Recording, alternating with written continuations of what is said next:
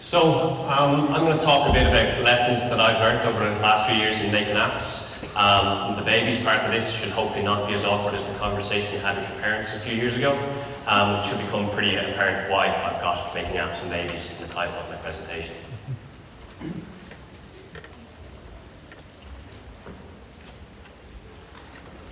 So, let's go back home. Anybody can make apps. It's actually pretty easy these days. Everyone and their mother can make an app for you. Tools like the Google App Engine can let you make an app without writing even a single line of code. Other tools like PhoneGap let you build cross-platform apps that will run on any device, whether it's your Windows phone, your iPhone, your iPad, or your Android handset. They promise to save you time and money because you only need to build it once and deploy it across the board. What they fail to talk about is the degraded experience that your user actually gets from these type of apps.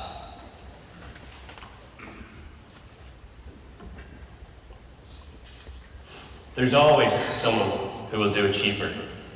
I saw this on LinkedIn today and I thought it was funny, so I just threw it in.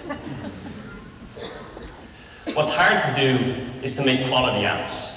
So to really think about how you can make an app that means something to your user, an app that your user is going to want to take and use over and over again.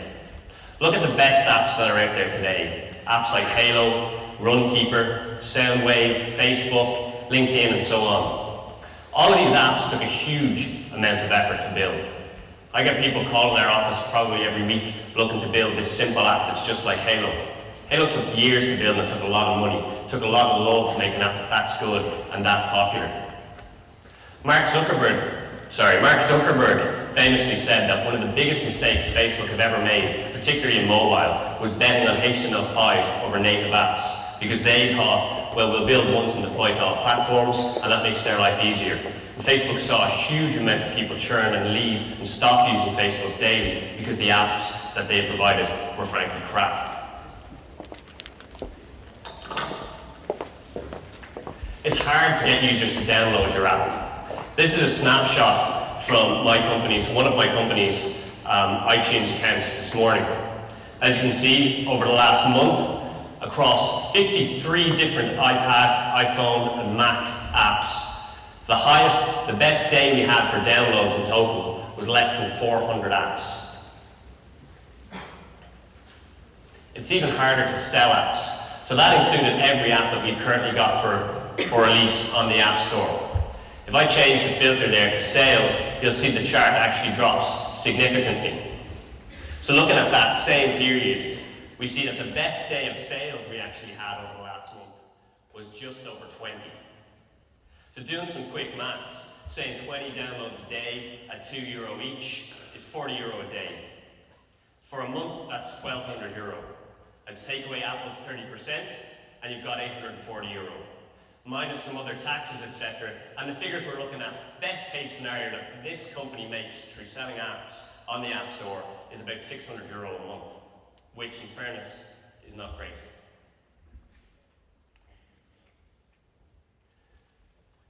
Giving things away isn't particularly easy either. So as you see from the charts, there's actually an overall downward trend in our sales and our downloads. So even the apps that we're giving away for free, over time, people are less likely to download them.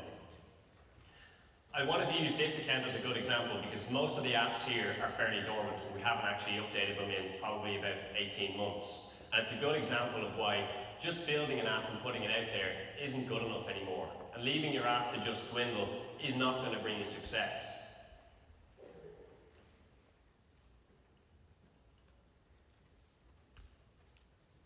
There's some key takeaways that I want people to get from this talk. First, what I guess everybody knows is the App Store gold rush is over. There was a time when you could pretty much make any junk, throw it on the App Store and make some good money from it. But you can't do that anymore. And the amazing idea that you have and you're afraid to tell anybody about, somebody's probably already done it. The good news is there's still plenty of ways to make good money from the App Store. But you have to remember that building your app is only the beginning. Acquiring users and getting them to download your app is extremely difficult unless you have bags of cash to throw at the problem. Managing and optimizing your existing users after you launch your app should be a huge part of your strategy.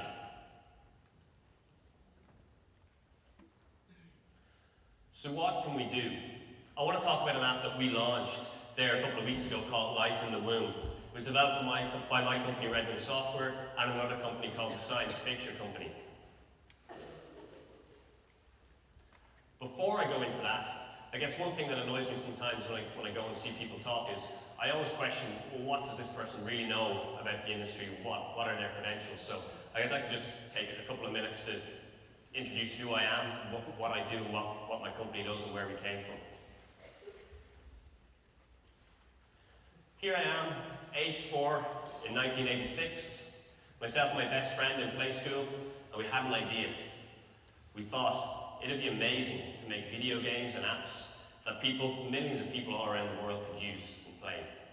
But unfortunately, back in 1986, the technology just wasn't there.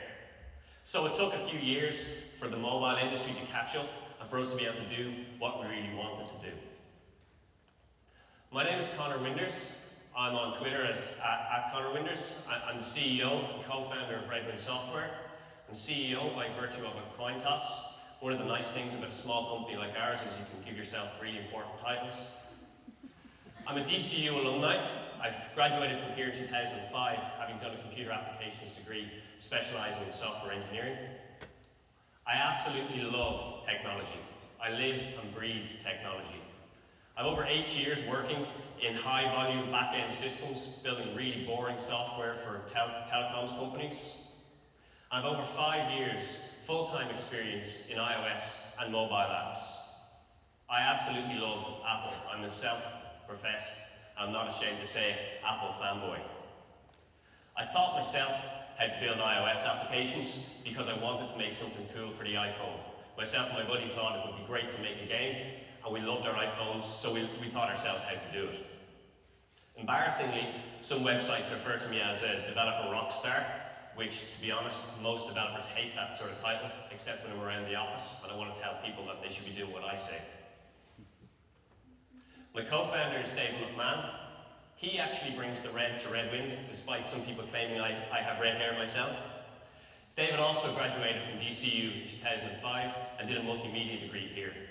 Some information about him there, but seeing as he's not here, I don't think we care too much.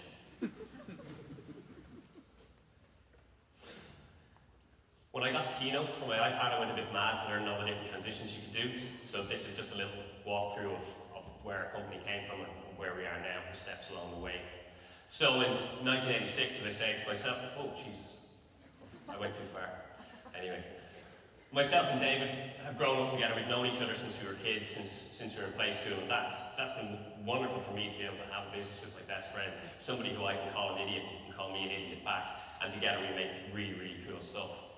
In 2008, we brought out our first game for the iPhone, a game called Movie Challenge, which went on to do quite well.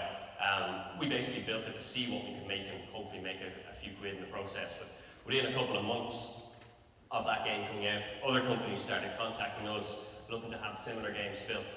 So we ended up working with companies like Heineken USA. We built the official Elvis Presley game on the App Store. And over the next couple of years, the company kind of grew and grew.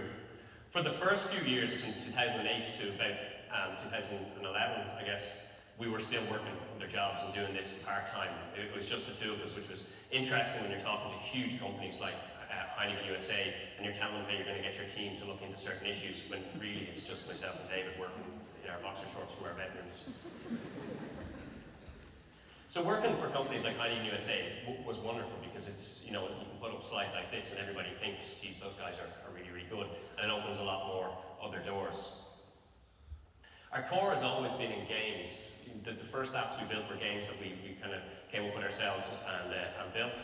But this is one game that we're particularly proud of, a game called Numerosity that came out last year.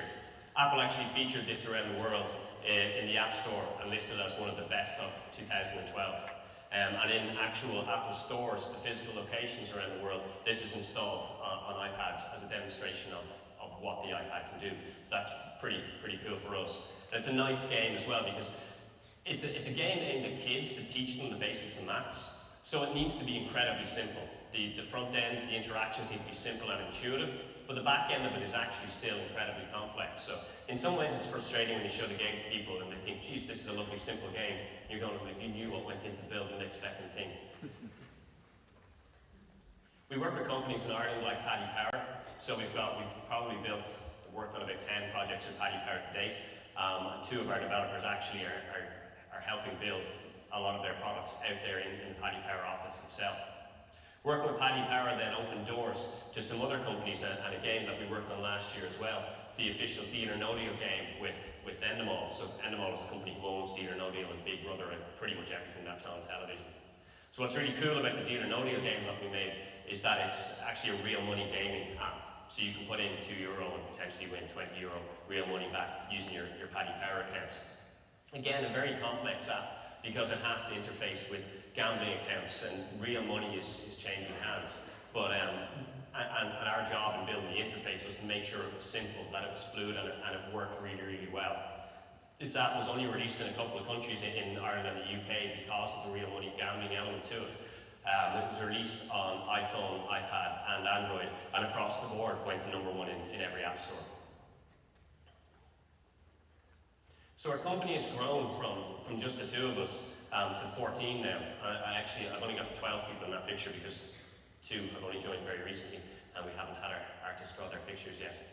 We're all based in an office in Drumcondra, an office that's about maybe a fifth the size of this stage. We basically all sit on each other's lap in this little cramped office, but it's a fantastic team. My dog comes down and he gets his own avatar as well, and he keeps morale high. I believe we've got a world-class technical team. We've got full creative and design departments. We've got a QA team, and we focus a lot on mobile strategy, marketing, and app management. So I put this slide up, I guess, because a lot of people maybe think making an app is very, very simple. And as I said at the beginning, it is. Anybody can make an app, but to make a good app and a successful app, there's a lot more component parts involved than simply throwing together a few images. So the app that I said I wanted to talk about is an app called Life in the Womb. It was released a few weeks ago and developed by us at Redwind and our friends at Science Picture Company. We basically released this app with little or pretty much no marketing budget at all. And it's done okay in its first few weeks, and it's getting better all the time. So I wanted to talk about some of the simple things that might seem really obvious, but simple things that a lot of people actually forget or don't pay attention to. Things that you can do to kind of boost your app when it comes out or make people aware of your app. You'd be amazed at some of these things that people just don't do. So as I said earlier, acquiring users is hard. There's like over 1 million apps in the iOS App Store alone. And that's not looking at the Android marketplace, which I think has more, or the Windows Phone marketplace, which I think has maybe 3 apps. I couldn't resist. So one of your options in acquiring users is to spend money. As I said at the start, if you have bags of money to throw at this problem, it's actually a very easy problem to solve. If you throw money at advertising your app, you will get users. Facebook ads are probably the most effective that we've seen, but we generally have very little budget to use for it. Facebook have really good tools for targeting the users you want, and the ads that you create for Facebook will appear inside the Facebook app itself, which is very important. Because generally people who see an ad for an app on a website while they're in their browser or on their desktop tend to not follow that through to make a purchase. When you see an ad inside your feed in the Facebook app, it's taking you directly to the App Store, or actually as the Facebook app does now, you don't even need to go to the App Store, you can buy the app within Facebook. It increases the chance of people actually buying it. So Facebook ads are very, very effective, but they're very expensive. Depending on how much money you've got to spend and how much you're going to charge for your app or what you think the lifetime value of your user is going to be, may or may not make sense. You should look and expect to probably spend about €5 for every single install of your app that you're going to get. And €5 is probably on the low side now. I know some people will spend €10 to €15 for a single install. So if you want to get a huge amount of people buying your app or downloading your app and installing it via Facebook or these platforms, you want to have a huge amount of money to spend. Now this can work if you've got, if your app is €6 and it costs you €5 to get an install, you just basically take a loan from the bank, throw all your money at Facebook and earn €1 for every user, but that's not it's not necessarily a great idea. So the things that we can do without spending money, well, I suppose you do spend money in making an app. But the one thing that most people just don't really think about is making a great app. Making an app that really focuses on the user experience. Because to be honest with you, making an app isn't or shouldn't really be just about you. It should be about what your app is going to do for users. Because if it doesn't do anything for them, or if it's not pleasant to use, they aren't going to use it. One of the things that I harp on about a lot in the office is making intuitive apps that let users discover functionality. I hate when I open an app and the first thing I get is a tutorial screen and I gotta flick through 5 screens before I can even use the app, or I can just close it at the start. And we look at analytics of people who use apps of ours that have that sort of functionality, and most people never flick past the second tutorial screen. So putting in those tutorials is actually just getting in the way. If people feel they need to close something to use your app, you've just become a pain in their arse. So what I like to do is try and make the app as simple as possible, and then detect over time if users aren't doing all the things that they can do with it. So in Life in the Womb, for example, there is no tutorial. After you've used the app for a few minutes, we'll start to detect that you didn't discover there's a portrait functionality, or you didn't discover there's 3D rotations. And we'll give you a little hint saying, hey, it looks like you're enjoying this app. Why don't you try turning your device into portrait? And that sort of assistive help system really benefits users because it gives them a chance to discover it for themselves without you telling them. And one of the best experiences users have inside a mobile app is when they find things out for themselves. They don't always want to be told things. It's important to put your app into people's hands. So we went to the National Maternity Hospital with early versions of this app and stopped pregnant people, pregnant women obviously, and gave them the app. And basically just watched how they used it. It's incredibly difficult to not stop them and say, no, you should do this, you should press that, you should swipe here. But just do that sort of thing and watch. And you'll see, if your app is frustrating to use, you're going down the wrong path. So watch people use your app and learn from it. Don't be afraid to make changes, or don't be too precious about your app to make changes. This app is probably a good example. I'll show a video of it in a second so you can see the kind of caliber it is. In my opinion, it's one of the best apps in the world, but I would say that. It took about 18 months to develop. We could have had 2 babies in that time. But it took a team of expert 3D artists and animators, and a team of expert iOS developers and designers. And we worked pretty much flat out for 18 months on this project. We didn't just throw the content and narrative together thinking that, well, we can read a book about pregnancy and fill our app with that. We actually engaged the National Maternity Hospital and got their input on creating the narrative for the app. So a lot of actual effort goes into building this. It wasn't something, and apps like this aren't something that just get thrown together. When we first came up with the app, this is basically what it looked like. And I remember when one of the designers gave me the screenshot, I thought, you know, it looks pretty cool. Like, I think with a bit of work, we can do something really nice here. And you'll see in a second that the app looks absolutely nothing like this. If at the point where your app is about to go to release, it's really good to go back and look at early mock-ups and early screenshots. And if your app looks pretty much the same as it did back at the start, you probably haven't put enough effort in or haven't made enough learnings along the way. Because when you're designing your app for the very first time, you really don't know enough about it. It's a quick minute overview of what the app does.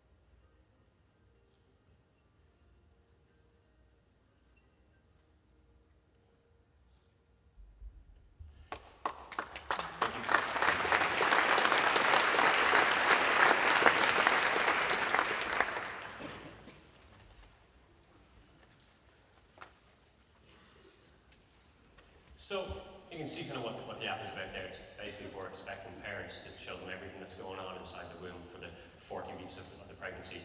A lot of work went into building these 3D rotations models, infographics, and all the information and stuff. So, you know, that was kind of my first point, is that if you want an app that's going to do well, you've got to make a great app. It's not enough anymore to just make an app and put it out there. The single best thing that can happen to your app in the Apple universe is Apple featuring it.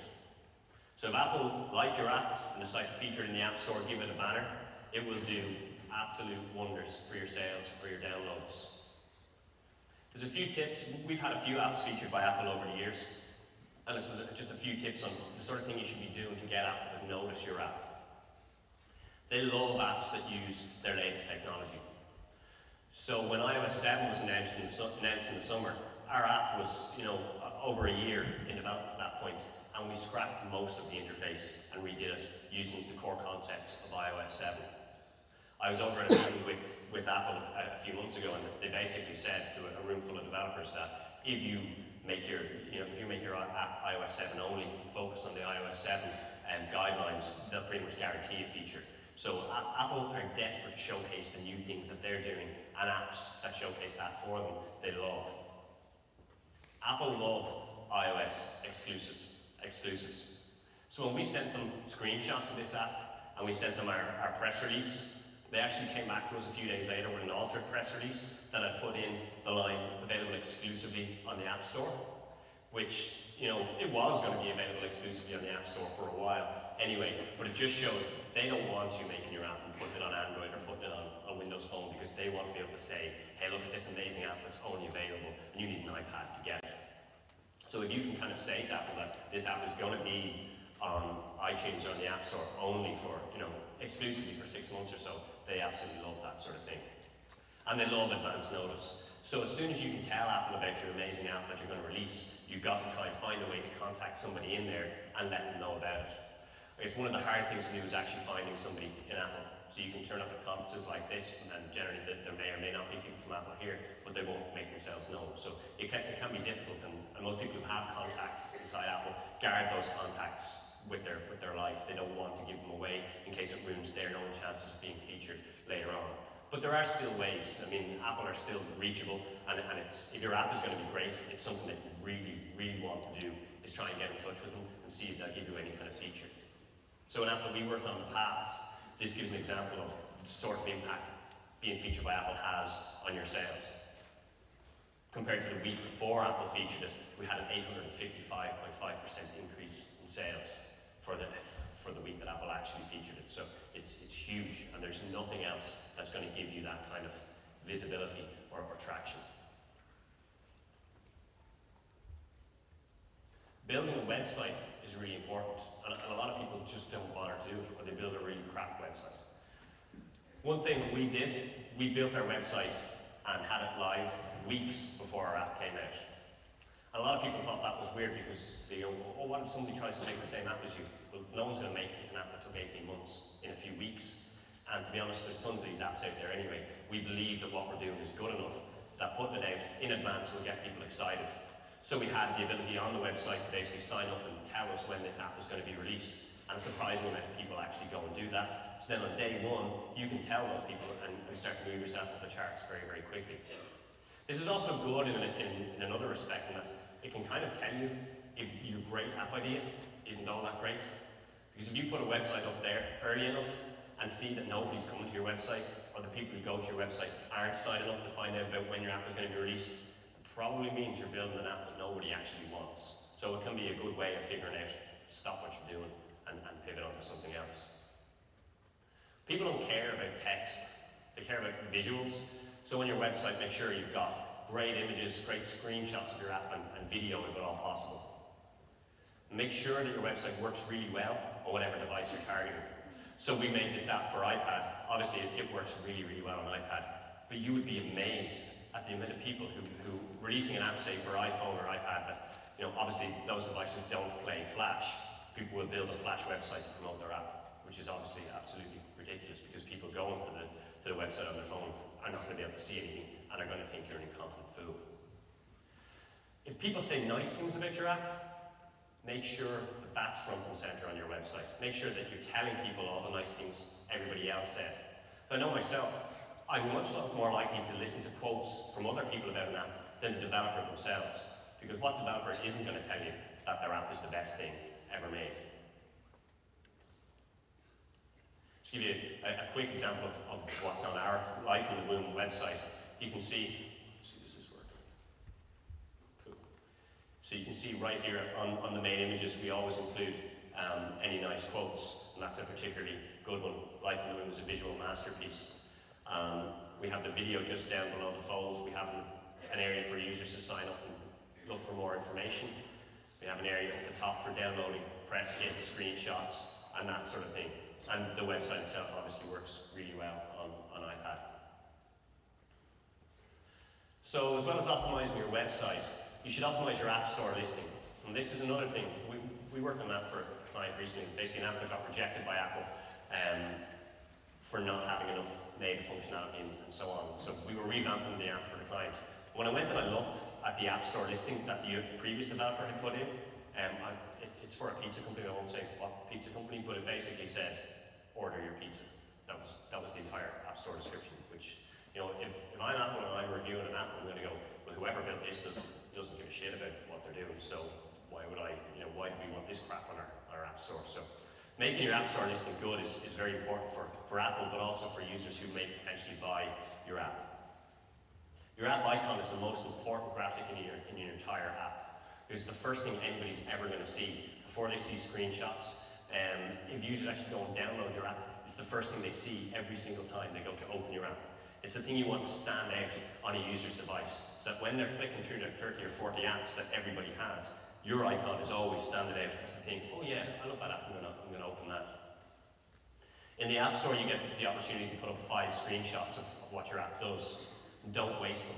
One of the most incredibly wasteful things I see people do all the time is put up a splash screen.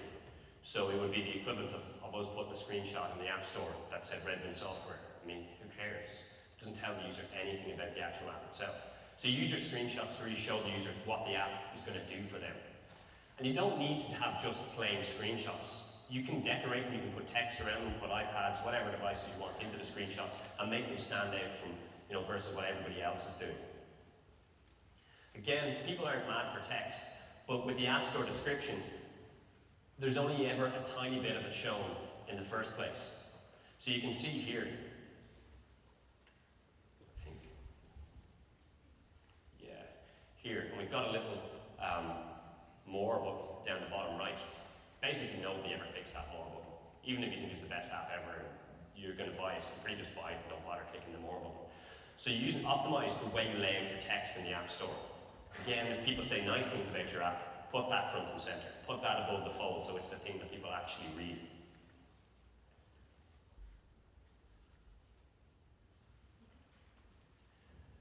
Again, we didn't have much money to market this app, but one of the interesting things we did that worked really well was that the guys who made this app with the science fiction company developed stock imagery, stock medical imagery and 3D graphics. So they basically contacted every single pregnancy website they could and said, look, we'll give you access to a certain amount of images from this app if you write a review or if you give us advertising space on your website. So without actually spending any money, we got coverage on all the most relevant websites we could possibly have wanted. Tell people about the experience of making the app. This is something that's actually worked really well in this case. So one of the kind of more technical things we needed to do with the app was in iOS 7, there's this cool effect that as you move your iPhone or iPad around, the different layers on the device move. I won't be able to show it here, unfortunately, but this cool parallax effect. So we put a lot of work into how that works inside this app, and it's quite cool. But I put up a blog post about basically just writing the code for doing that and how it could go from something that should be a couple of 100 lines of code, and we did it in 2 sort of thing. But this blog post got picked up and put absolutely everywhere. Like the traffic to our website was insane when this blog post got out there, which again just made people excited about the app and made people want to download and use the app to see the effect in use. And contact everybody. Contact every journalist, every website, everything you think could in any way be relevant. Anybody who's ever written an app review ever, contact them and tell them about your app. What's the worst that can happen? They ignore you, so what? We got, without paying a cent to anybody, we did this.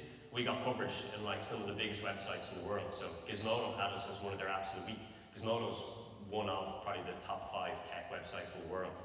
The Guardian featured us as one of the best iPad apps of the week a couple of weeks ago. And across the board, we've got great coverage from the likes of Silicon Republic. George Hook was talking about us last night. And then one other thing is don't ever pay anybody to write a review of your app. So there's websites that you'll contact and they'll say, yeah, sure, we'll do a review, but give us €100, give us €200, whatever, and we'll do your review. If a website needs to make money for writing reviews, there's obviously nobody going to that website because they're not generating any money from advertising or from page views. So it's a website you don't actually want to be on anyway. So this is something that people ask us all the time. So, I contacted this website, and they say if I pay them $100, they'll write a review. No, don't ever do that. It's completely pointless.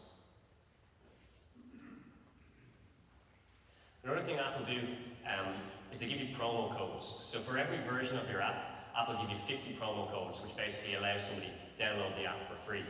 So an app like ours that costs €5, that's quite good because what's €5 is not a lot of money. It is in an app store world where people want stuff for free or they want it for €1.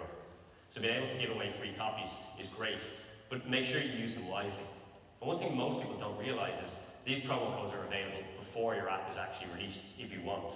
So we were able to distribute copies of the app to journalists and people who had signed up to hear about the app in advance of it coming out. And it was a great way of letting people feel special because they got a version of the app before everybody else. And then they were inclined to tell everybody about this great app that they had and nobody else could get. So it was a really nice way of building buzz about the app. And then, I guess, leads me on to the next thing. Beyond acquiring users, what can we do to make sure the users we have stay with us or tell everybody about the app? Because if acquiring users is so hard, and believe me, it really is, we should optimize the users that we already have. We want our users to love our app. They should love it so much that they tell absolutely everybody about it. They should love it so much that they want to open the app and use it over and over again. Because the best acquisition tool you have, and you already have it when you release your app, is the happy user. Unless your app is crap, or unless you have loads of cash, because that's a great acquisition tool as well. So give your customers a voice. Let your customers think that they're having an impact on the overall development of your app or your project. Ask your customers to rate your app, but do it at opportune moments. So asking, one thing I hate when I open apps is, like, I open it and I get this thing straight away saying, would you like to rate our app? No, I don't. I want to use your app. That's why I just bloody open it. Asking users when they've done something that they've obviously enjoyed to then rate your app is far, far better. So wait until, in the likes, let's say, this pregnancy app, for example, when a user has used one of the 3D rotations, which is one of the coolest things that the app can do, wait till they've done that and they've finished with that and closed it, and then say, hey, it looks like you're really enjoying this app. Would you like to rate it? And you have, surprisingly, or maybe not surprisingly, but you have much, much better results with that by just targeting people within your app at the right time. Make your app easy to share. So if you want people to tell the world about your app, make sure you're giving them all the tools you possibly can to do that. Communicating with your users is really, really effective as well. So when users email you with, looking for help or asking for feedback, contact them back. But one of the things that's really, I hate about apps or services in general is if I send an email looking for help and I get back an email straight away that tells me, we'll answer your query in 48 hours. An email that's obviously just been answered by a robot. That makes you feel extremely disconnected from the whole experience. So answering users with a personal touch can be really, really effective and lets them start to buy into the whole brand and become fans as opposed to just users. Similar to when we went to the maternity hospital and watched people using the app, you should put in analytics inside all of your apps. Everybody should be using analytics extensively to see what people are doing inside the app. So look at those analytics and see what's the most important thing. What are people doing over and over, and how can we make that better? What are people not doing, and how can we make that secondary? Learning, iterating, and updating your app is really, really important to build customer loyalty. So just a quick example here, on the home screen of our app, we make it incredibly easy to share the app and tell people about it. So we have the built-in iOS 7 sharing functionality that lets you text or send iMessages, emails, Twitter, or Facebook. Users don't have to go off to a website to share it. They don't have to sign in anywhere to share it. This all uses the native functionality, and it's a much, much nicer experience than most sharing. Some tools I'd recommend. Push notifications are really, really important. This is a company we use called Urban Airship. It basically lets you send 1 million free push notifications every month. And after that million, you start paying for it. If you're sending more than 1 million push notifications a month, paying for it is not a problem. We use a company called DCU, their online service for managing the kind of funnel management and tracking sales and downloads. And we use a company called Helix for the analytics within our app. And all of those have free plans that are more than enough to get you started. And like with Urban Airship, once you need to move to their paid plans, paying for it isn't actually going to be a problem for you. One of the tools we started integrating recently that helps a lot with this retention and building brand loyalty and fans is this tool called Attentive. I just want to show a couple of things from it because it's really, I believe, kind of a game changer, and certainly in the apps that we're building. It lets you configure these ratings prompts online. So we can release our app with certain triggers in it for asking users to rate. But if we don't think that's effective, we can tweak it online without needing to update the app itself.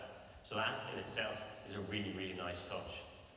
The next thing it does, it gives you this cool message center, which when users want to communicate with you, gives them almost like a chat inside your app where they can talk to you and you can talk back. So rather than sending users off to their email client or to a website, they communicate with you right inside your app, which has seen the feedback and the quality of feedback we've been getting since we started using this tool has increased exponentially.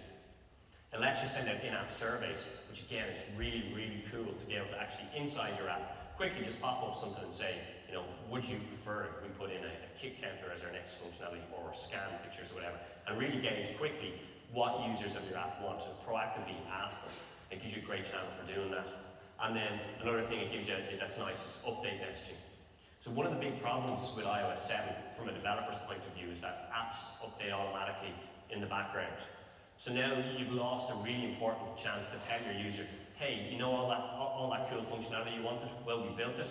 You don't get to tell them that anymore because the app is just updated and it's there. So this tool allows you to detect that the app version has changed and target specific users and tell them what you've changed in the app and why you've changed it. To give you an example of what the message center within the app looks like, it feels like it's part of the overall package. You don't need the user to actually leave the app. And in this case here, we detected a user who was potentially going to leave a negative review of the app. So we've asked the user, do they want to rate the app? They've said no, so we've asked them, do you love the app? And they've said no, so there's something wrong. So rather than sending that user to the App Store to leave as a 1-star review, what we've done is we've said, okay, well, tell us what we can do to make this app better for you. When they leave their feedback then, it appears on an online portal for the developer or many developers to look at and answer right in line. It's a really good idea to respond, even if their requests are ridiculous. So here, for example, we have a user saying, I really wanted to share this app on LinkedIn, which nobody would ever want to do. But it's still a good idea to answer that user back and make them feel a little bit special. Give them real conversations, personalized conversations in the app that make them feel part of your community and make them feel that they're having an impact on this app that they love. And that's basically all I've got. If anybody has any questions or anything like that, I'm on Twitter all the time. I'm quite active, or feel free to email me about anything.